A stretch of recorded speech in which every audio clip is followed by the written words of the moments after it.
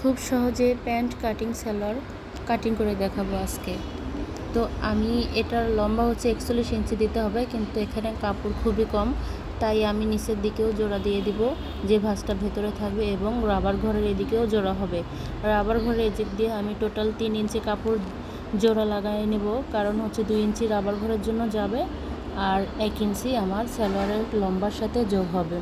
এখানে কাপড় আছে 40 ইঞ্চির মতো, তো আরও 1 ইঞ্চি আমার জোড়া লাগাতে হবে। সেজন্য আমি টোটাল 3 ইঞ্চি কাপড় এদিক দিয়ে কোমরের দিক দিয়ে জোড়া লাগাবো, যাতে আমার 2 ইঞ্চি রাবার ঘরের জন্য চলে গেলে 1 ইঞ্চি থেকে যায়।